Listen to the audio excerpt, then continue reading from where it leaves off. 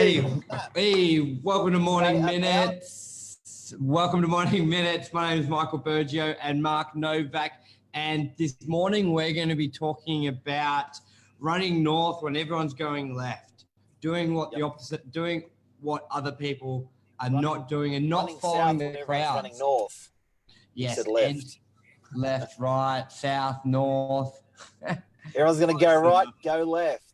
Everyone's going to go north, go south. And why is that, Mark? What are we talking about?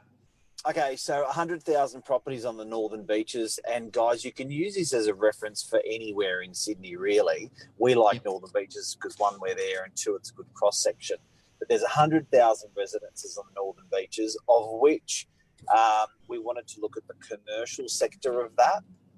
Yes. The commercial sector are normally the guys that move first. They generally have the first move advantage of reading the market. And Michael, you were saying that since December, there's been a lack of trading in the commercial market. Tell us the numbers.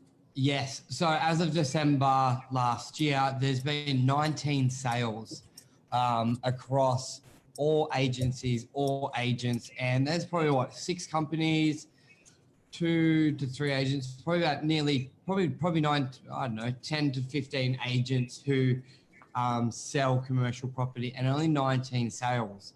We've actually done 11 of the 19, so pat on our back. If we're not going to do it, who's going to pat ourselves on the back? Hey. But that's not the point of the segment. The point of the segment is that is historically low. Traditionally, I would want to see double, if not triple, that amount of volume trading. So give us that number again. So there's 105 real estate agencies. About 6 of those agencies actually dominating in commercial. Since December, there's only been 19 commercial properties selling. That's a super low number. And what's our point in this? Like today, we want to talk about the reason, I guess, if there's that lack of trading, lack of selling, lack of buying, I think it's an excellent time to activate yourself. Like if everyone's heading north to run south, like not follow the herds. Yeah, so my take out of what I've been experiencing over the last sort of year is the commercial market is basic. Now I've almost certain it with it. We're in like a recession, basically, the commercial market.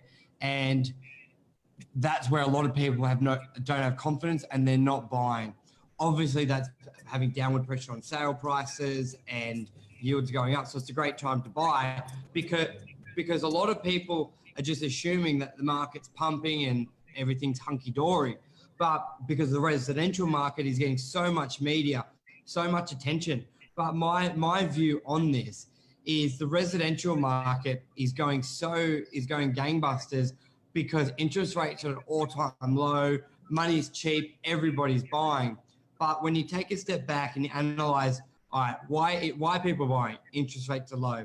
Why are interest rates low? The economy is pretty bad at the moment, and the government and the bodies are trying to stimulate the economy, and because business is tough. But when you look at the commercial market is business. So if business is tough, people are not relocating shops. People are not investing into upgrading, and they're not. And retail is down. So the commercial market is sort of a true representation of the economy of business, and it's not going good at the moment. I think, and that's guys from development sites to retail, to office, everything, industrial. I'm just seeing it all screwed at the moment. And that's where if no one's buying into it, it's a great time to buy because things aren't moving. And what's your sort of view on that, Mark? If no one's buying, why should they buy? What are the advantages of doing now? Is it just going to keep going down? Like, what's your thoughts when you hear no one's buying in that area? Why is your instincts to buy? Like, what tickles your fancy? I truly think an economic pressure that no one wants to talk about is is actually lack of getting money. It's very embarrassing. And commercial guys out there, if you're a one property owner, lending money is cool. As in, if you're a first home buyer, it's cool. If you're getting a bigger home for your family, it's cool. But these guys that are commercial property owners, banks aren't giving them the money. Huge. And no one really, especially when they're coming off years of just getting the money, because guys, a lot of the time, most of the time, commercial property is heavily positive in cash flow. So the banks are like, all right, you got equity, you got a bit of cash, here's the money. Now for them just not to have like that open checkbook like previously, it's quite confronting for these big cats who have normally been sort of like the influencers of the market to now being told we're not going to give you money. They're sort of just curling up in a little ball, aren't they? In their own little shell and going, I'm closing my eyes and let's not look at it. Well, you know what? I think you just move on with other things in life as commercial property owners. Like these guys are just going, you know what? I'll just do something else now with my money. I'll buy residential. I'll take my bat and ball and I'll go and play somewhere else. So it's left that commercial part of the market alone. It's taken the heat out of that commercial part of the market. That is a perfect time to buy. It is a perfect time to buy. So, and what we're talking about, guys, today is when everyone's heading north, run south. When everyone heads right, head left. That is an example of actually buying. So, are you going to run with the herds and go and buy a residential, which is what everyone seems to be doing at the moment, or are you going to actually go against the grain and buy a commercial because no one's buying them. There's just a lack of trading because there's a lack of funding. Yeah, and the principles of what you look for in a good property haven't changed. You still do that. But like when you think about like the last few years with commercial property, when people, and to give you an idea, like people were buying properties on 4-5% yields when money was 5-6% to get it. But now when money is nearly 3.5-4.5%, people aren't even buying properties at 5.5, 6, 7% yields. It's crazy. Like that doesn't sound like a lot, but that's massive. You know what? It's that there's been the yields, I reckon, have almost doubled out there for people that are buying without realising. Probably not quite double, but you're starting to get towards that direction. But you know what's interesting, Michael? We're seeing a lot of superannuation purchases because they can get the money. They've got lazy money. So the lazy money is purchasing commercial. Yes. Liam Casey's asked, does first home buyer grant apply for commercial property? No, it doesn't, unfortunately, just for the residential. Great question, because I think that the lesson here, guys, is really, going against the grain, like not doing what everyone does, particularly when it comes to property. And then I think that behind that, something that I'm uncovering and is also the topic of the lack of funding, because I know we brought the interest rates down to stimulate the market, but at the same time we've introduced super hard lending policies, and those super hard lending policies have been introduced to anyone with beyond one mortgage. So a second mortgage person or a third mortgage person, i.e. they've got a second property or third property, they don't want you to lend. The government does not want you to lend. APRA is putting restrictions over the banks, and the banks are saying no. But nobody's going to admit it. Yeah. And Mark, would you say the commercial property market sector is probably a true representation of the market and confidence? Because I find when commercial when you start to see that going well, then it follows into residential. When it goes bad, then it tends to follow in residential. I sort of see that as one of the big, like if you want to know where the residential market's going or some sort that type of way. G'day, Jared, Anthony. Thanks for joining on Instagram.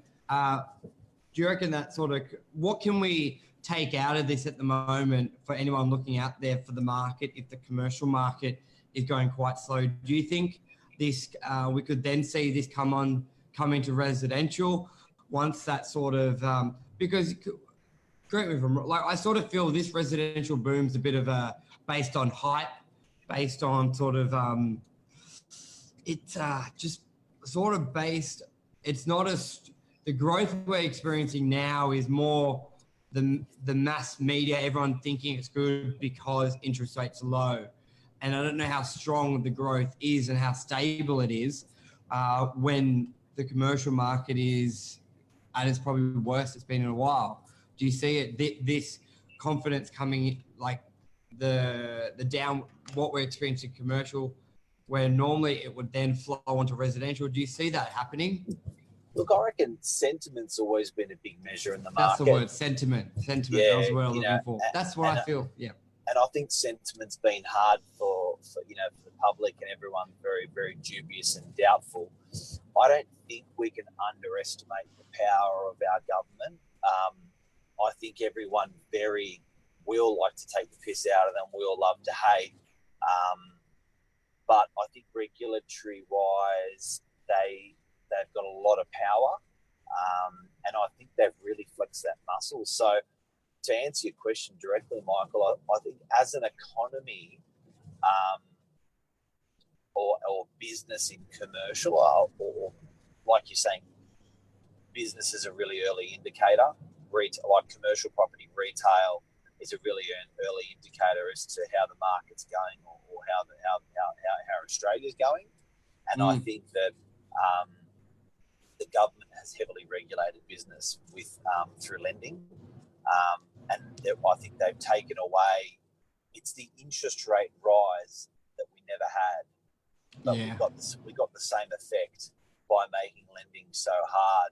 So I think it's really interesting that commercial market has softened, and I think it's completely handcrafted by the government, because they want first home buyers to buy, the younger people to form good habits and own a property.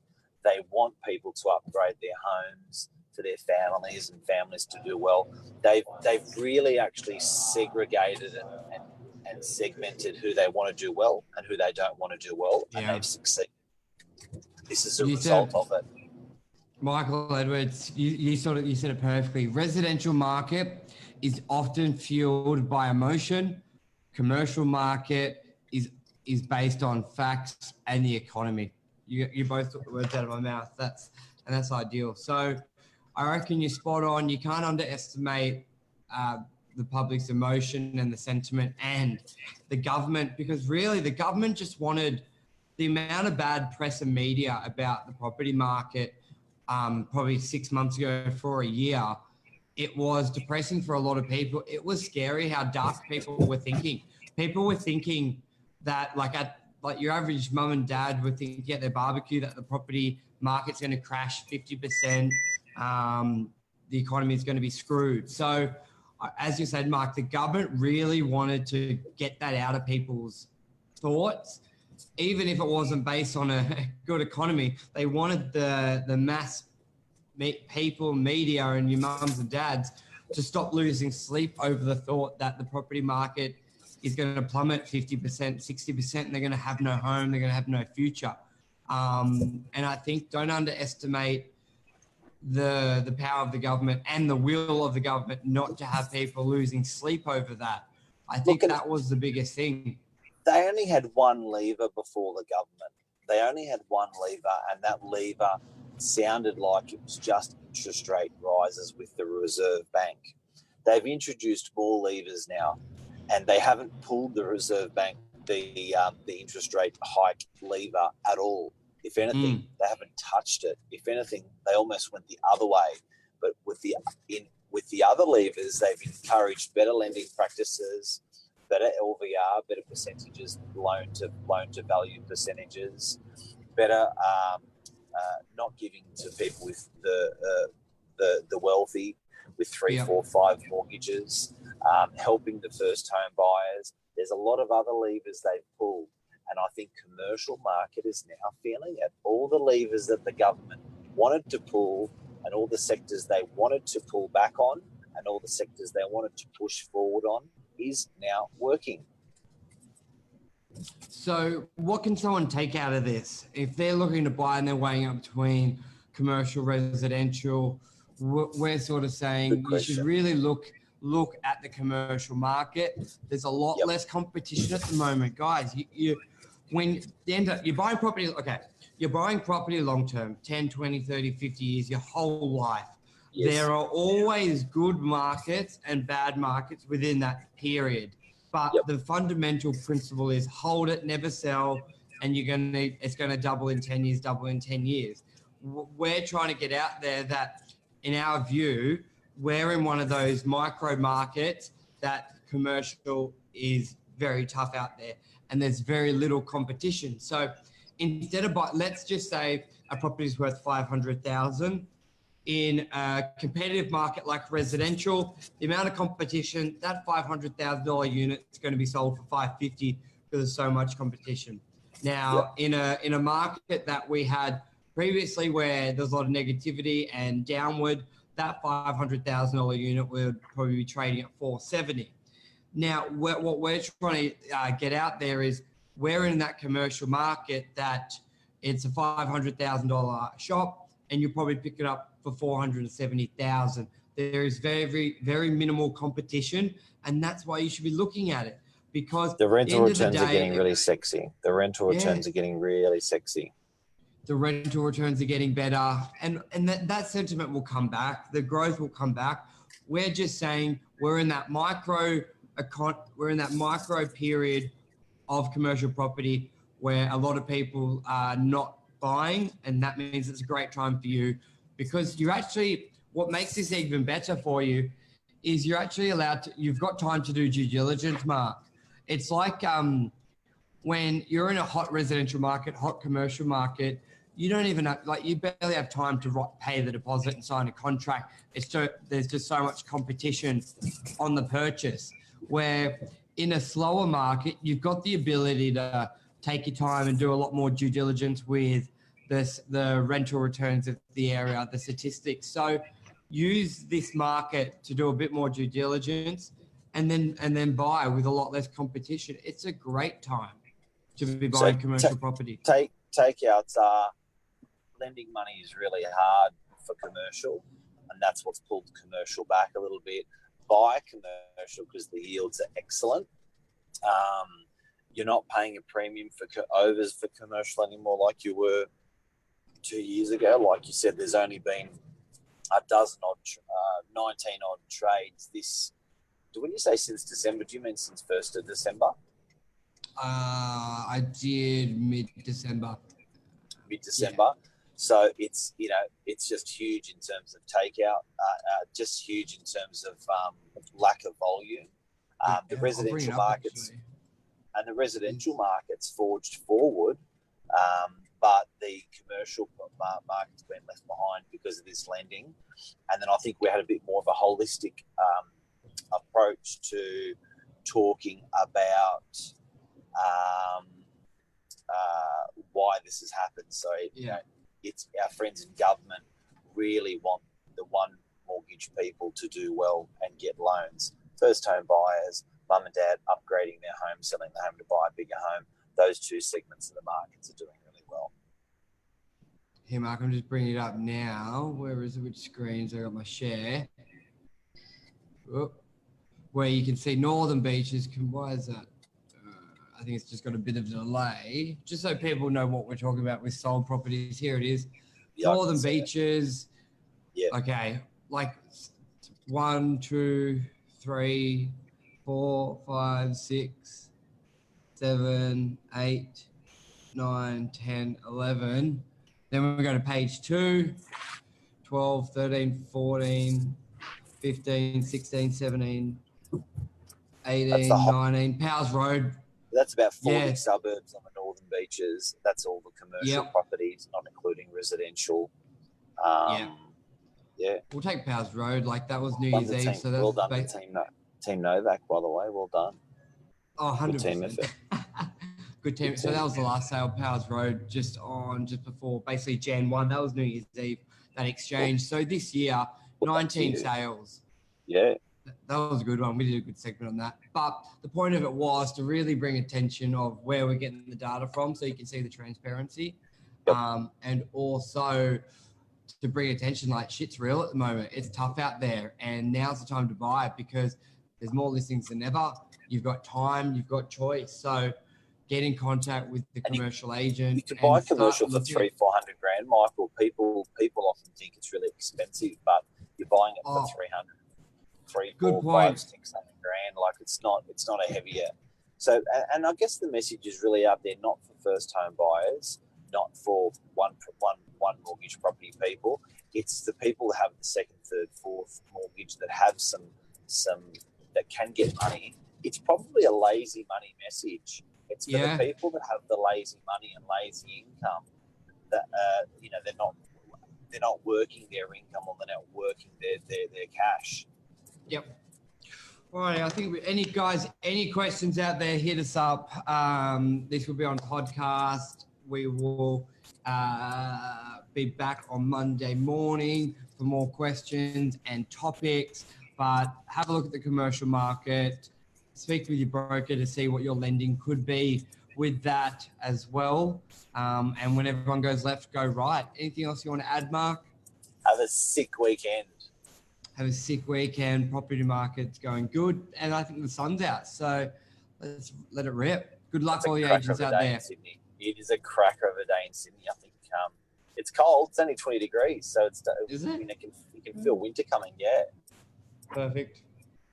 All right, guys. Cheers. Thanks for watching, everyone. No problem. Thank you. Bye. Bye.